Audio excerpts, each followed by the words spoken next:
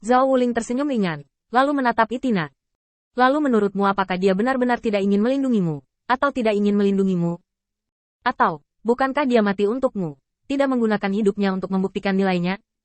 Itina tercengang dan menggelengkan kepalanya lagi dan lagi. Tidak. Itina sebenarnya mengerti semuanya, tapi itu hanya karena kekuatannya tidak sebaik itu, tidak ada yang bisa menyalahkannya. Jika orang lain kuat, mereka dapat melakukan apapun yang mereka inginkan. Seperti ketika dia melakukan kesalahan di semester berikutnya, tidak ada yang akan menyalahkannya. Ini adalah perlakuan terhadap yang kuat, aturan yang dibuat oleh yang kuat. Anda tidak bisa menyalahkan orang-orang di depan Anda, dan Anda tidak bisa menyalahkan diri sendiri. Zhao Wuling telah melihat banyak orang seperti itu, bukan karena mereka tidak mengerti, tetapi karena kesalahpahaman. Setelah menghadapi hal seperti itu, biarkan salah satu dari mereka melepaskan gagasan untuk mati, dan kemudian hubungkan keduanya. Biarkan mereka saling mencerahkan, dan biarkan mereka menemukan motivasi untuk hidup bersama lagi. Solusi seperti itu sangat efektif dalam pengalaman Zhao Wuling. Melihat suami dan istri mengepalkan tangan mereka, Zhao Wuling tahu bahwa masalahnya telah menjadi lebih dari setengahnya. Hal selanjutnya yang perlu dilakukan adalah mencari dasi bagi mereka untuk bertahan hidup, sehingga mencegah keduanya menyimpang pada saat yang sama pada saat tertentu. Beralih untuk melihat gadis kecil dengan kepala menunduk, Zhao Wuling tersenyum ringan. Gadis cantik apa yang kamu lihat? Kamu belum menikah? Kalian berdua harus mengurus masalah ini. Siapa namamu? Ada banyak pemuda tampan di kuil penguasa cahaya, dan bahkan ada orang parubaya yang lebih stabil. Aku akan kembali dan menunjukkan sesuatu padamu. Gadis kecil itu menundukkan kepalanya dan mengeluarkan 3 kata dari mulutnya. Emily. Zhao Wuling memuji nama itu lagi. Melihat gadis kecil itu menundukkan kepalanya, katanya. Kamu melihat ke atas dan biarkan aku melihat. Kalau tidak, bagaimana aku bisa memperkenalkan anak laki-laki bau itu? Emily ragu-ragu sejenak, lalu mengangkat kepalanya.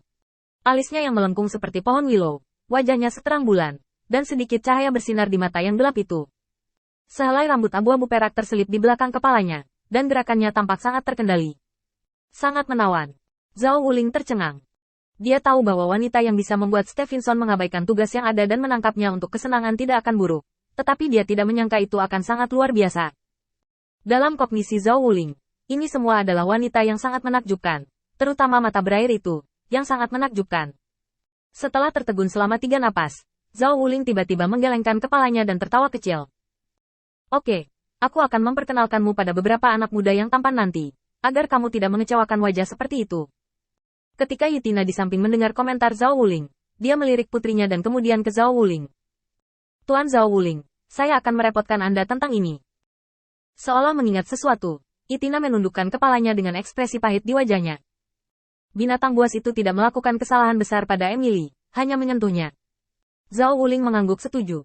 Jangan khawatir, Anda tidak perlu berbohong kepada saya tentang hal-hal ini, dan saya tidak akan mengatakan apa-apa lagi. Ketika saya pergi mencari Anda dapat tinggal di sini dengan pikiran tenang, dan membicarakannya setelah beberapa saat. Setelah mengatakan ini, Zhao Wuling meninggalkan halaman. Saya langsung menemukan Li Yun dan Matt, dan mendiskusikannya. Di halaman, Yitina meraih tangan putrinya dengan ekspresi tulus di wajahnya. Millie, masalah hari ini adalah ibu dan ayah tidak dapat melindungimu. Sekarang kami akan menemukan seorang pria untukmu. Yang terbaik adalah mengandalkan kuil Tuhan. Sopir di samping lega melihat sikap Yitina.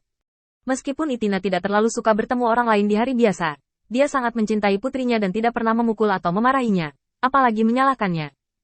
Begitu dia melihat bahwa Emily memiliki tempat untuk menghidupi dirinya sendiri, dia juga datang untuk membantu membujuknya.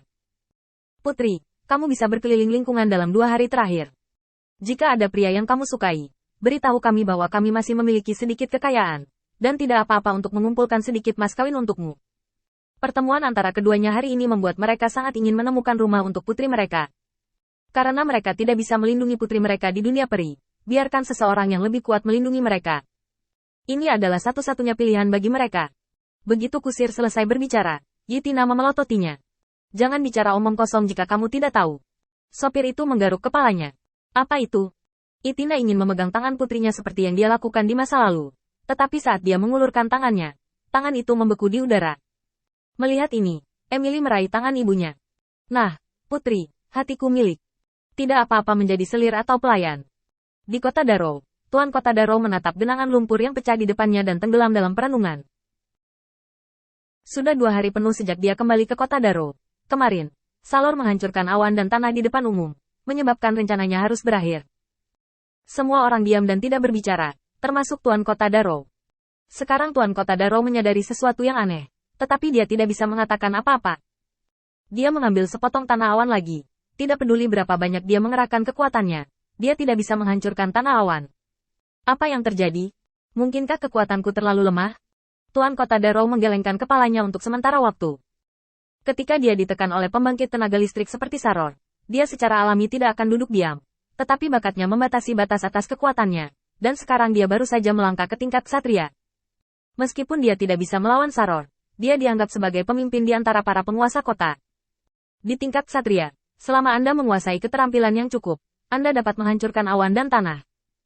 Tuan Kota Darrow sangat menyadari hal ini, tetapi dia telah mencoba sepanjang hari, dan dia belum mampu menghancurkan awan dan tanah. Ini membuat City Lord Darrow merasakan sedikit konspirasi.